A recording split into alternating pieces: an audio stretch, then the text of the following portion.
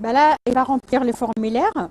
Moi, je vais faire une photocopie, comme ça il aura un double d'inscription. Et après, le mois de mars, il recevra la carte électorale.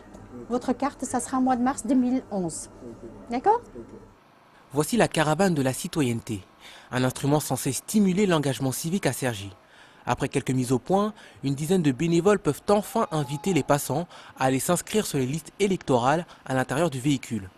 Si certains jouent le jeu, d'autres en revanche y voient une propagande pour favoriser le maire de la ville. Il y a tout le temps une personne qui m'a dit vous faites quoi? Je lui ai dit qu'on fait une campagne de sensibilisation. Elle m'a dit c'est pour le maire. Je lui ai dit non, c'est pas pour le maire, c'est pour vous les citoyens. Après l'engouement pour l'élection présidentielle de 2007, où 83% des Cergissois s'étaient déplacés, les dernières élections régionales n'ont rassemblé que 40% de votants sur la ville. Certains quartiers, et en particulier les jeunes qui y vivent, se sont totalement désolidarisés de la politique. La plupart ne savent même pas quand se dérouleront les prochaines échéances.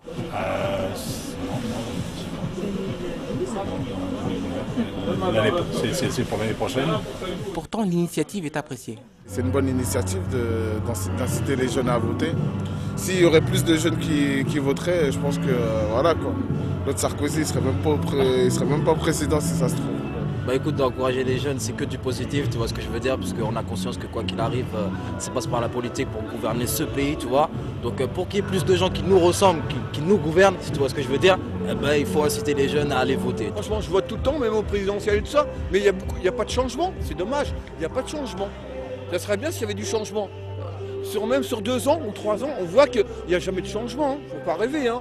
Avec ce concept ludique de caravane, le maire entend bien réduire cette désaffection de la politique et inciter les habitants à choisir.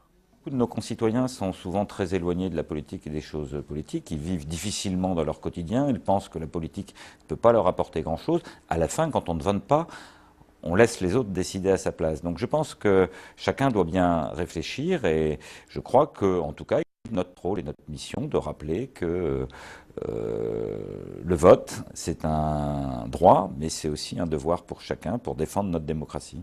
Pour cet événement, plusieurs associations ont fait le déplacement entre la distribution de tracts et l'accueil des personnes. Le dialogue n'est pas toujours évident, mais Biran, le président de Génération Citoyenne, reste positif. Non, il y a eu des inscriptions, hein. Il continue à y en avoir. Donc c'est vrai que le temps n'est pas très clément, il fait très froid. Et c'est pour cela que l'année prochaine, on va essayer de l'organiser un peu plus tôt, septembre, octobre, parce qu'il fera beaucoup moins froid. Après 3 heures de prévention, le bilan semble mitigé. Seule une dizaine de personnes se sont inscrites sur les listes. Mais d'autres dates sont prévues. La caravane sera au Toulouse le 2 décembre, à la gare de Cergy-Préfecture le 3 et au square de l'Échiquier le 4 décembre.